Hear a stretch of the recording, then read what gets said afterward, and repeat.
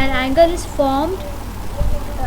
is formed between point the line O B and O A.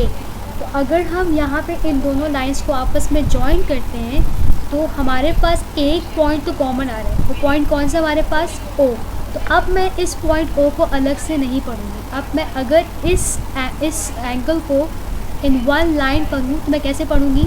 I will read it as BOA. और how I can read it as AO and B.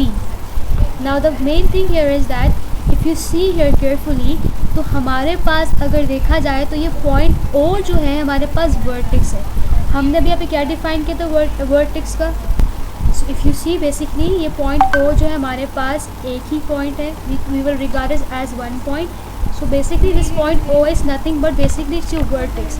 हमने यहाँ पे vertex basically पे क्या पढ़ा था? हमने बात पढ़ी थी कि vertex are basically the corner. So if I look here carefully तो यहाँ पे जब एंगल बनेगा तो एंगल के साथ साथ यहाँ पे एक कॉर्नर भी बन रहा है. Corners are nothing but the pointed places over here. So basically here there is nothing but a corner. So here I can call point O as my vertex. दूसरी बात अगर हम इसको इस तरीके देखना चाहें we can say that vertex are the points from where the lines emerge. Vertex वो पॉइंट होता है जहाँ से कोई लाइन स्टार्ट करती है. तो अगर देखा जाए तो यहाँ पे हमारे पास अगर वर्टेक्स O है तो वर्टेक्स O से ये लाइन निकल रही है B और वर्टेक्स O से हमारे पास ये लाइन निकल रही है A की तरफ. If you see the same thing over here also. So what we see is कि यहाँ पे हमारे पास वर्टेक्स लेट्स सपोज हमारे पास यहाँ पे 4 वर्टेक्स हैं तो यहाँ से भी हमारे पास एक लाइन निकल रही है और इस पॉइंट से हमारे पास लाइन निकल रही है. If you see over here the line is coming out from this point and the line is coming out from this point. So you can see this concept of vertex in two ways. Now how to write the names of the angles? As I spoke to you guys before कि अगर देखा जाए तो हमारे पास angle कहाँ बन रहा है? एंगल बन रहा है पॉइंट या कॉर्नर O पे. तो हमेशा हम O को या एंगल्स को जो है प्रोटोकॉल देंगे. It is like they are in danger so we need to save them out. So हमने O को बीच में रखा. फाइन. अब हम क्या करेंगे? O के राइट और O के लेफ़्ट पे हमने बॉडीगार्ड्स खड़े किए हैं. ये बॉडीगार्ड्स और कोई नहीं है, ये बाकी जो कह लें जो साइड्स हैं या वो लाइन के नेम्स हैं या पोजीशंस हैं जिसके थ्रू ये एंगल बना है. अगर हम देखें अगर हम पॉइंट O को हटा लें, if we just cover up the point O we are left out with two other positions, that is basically B and A. So what I'll do is that I can either read this angle as BOA or OAO and B. But you have to keep in mind one thing is that you have to keep the main angle in between because it is in thread. अच्छा दूसरी बात ये to show कि कौन सा वाला part आपका angle है. Either you put an angle sign for writing the name or what you do is that if I'm writing it this way A, O or B, A, O, B to represent कि यहाँ पे O पे angle बन रहा है तो I will put a cap on it. This cap represents that the angle is formed on basically point O. You can just simply write angle O also or O with a cap to represent the angle forming on a point O. ये basically recap of whatever we have done in the previous class. Now let's move on. After this grade 6 we have all learned how to basically draw angle, किस तरीके से angle को measure करना है, किस तरीके से एक angle बनाना है. But for just the purpose of revising it, let's take a circle. I'm not popular in drawing circles, but let me try making a circle here. Let's suppose we have a circle here. So we know that कि एक circle में कितने degrees होते हैं? We know that basically एक circle में we have 360 degrees. We have 360 degrees.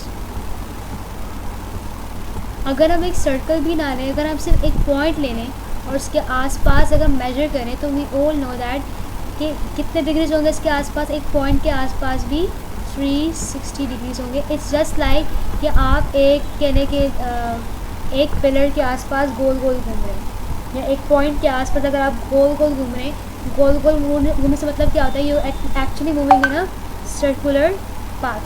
So that is you are making or you're covering 360 degrees.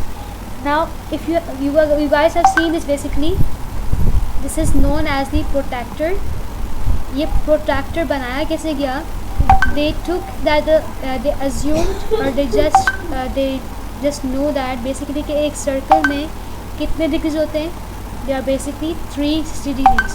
So they took half of that circle and they got that if full circle is basically 360 degrees, then the half of a circle is basically how much? It is basically 180 degree. इसको देखते हुए उन्होंने क्या किया है, एक protractor बनाया ताकि हम एंगल्स बना सकें या एंगल्स को मेजर कर सकें. The unit of measuring angles are basically degrees, fine, और basically represents 1 degree. Fine, I hope it's clear to everybody. So now today we have to talk about how do we measure angles. हम angles को measure कैसे करते हैं. कुछ rules हैं जो हमें ख़ास ख्याल रखना है जिनके बारे में. First step है कि let's suppose if I have an angle. So let's suppose if we have an angle, how will I measure it? The first is we have to place the protractor such that its center is at the vertex of the angle. अब हमें किस तरीके से protractor को रखना है. अगर हम यहाँ देखें तो हमारे पास प्रोट्रैक्टर कुछ पार्ट्स होते हैं. So here we have the 90 degree, here we have the baseline. It's not that precise.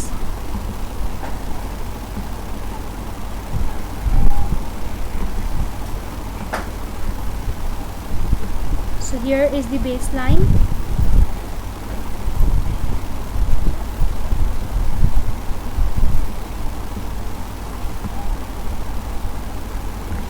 अब मुझे इसको किस तरीके से रखना है, मुझे इसको इस तरीके से रखना होगा अपने एंगल के ऊपर कि मेरा जो ये पॉइंट है प्रोट्रैक्टर का, बेसिकली जो सेंटर मोस्ट पॉइंट है, this point must come up on this point, बिल्कुल इस पॉइंट पे रखा हुआ हो.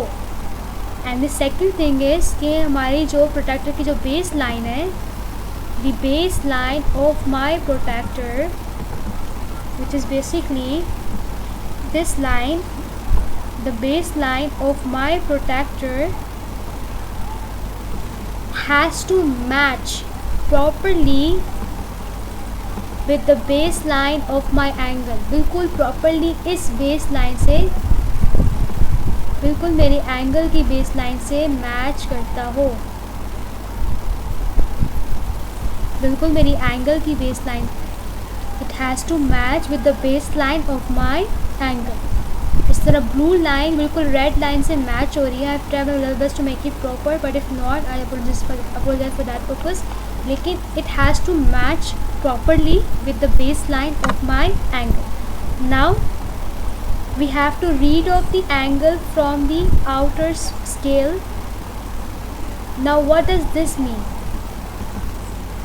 अच्छा, अगर आप देखें ना तो हमारे प्रोट्रैक्टर में दो तरह के स्केल होते हैं. एक स्केल होता है inner scale. If you see this, basically we have two types of scale. I hope you're able to see it. I just made it clear for you guys. Basically हमारे product में दो तरह के scales होते हैं. एक होता है हमारे पास लोअर स्केल और एक होता है हमारे पास outer scale. We call it inner scale and the outer scale. अब यहाँ पर अगर देखा जाए, so in the inner scale you have the degree starting from 0 and it goes up to 180 degree. और जो बाहर का स्केल होता है, it actually starts from 0 and it goes up to 180 degree towards your right hand side. अब यहाँ पे बहुत से बच्चों को डाउट्स होते हैं कि हम किस तरीके से काम करें. अगर मैं आपको इसका समझा सकूँ, what I do is that if I draw a line here,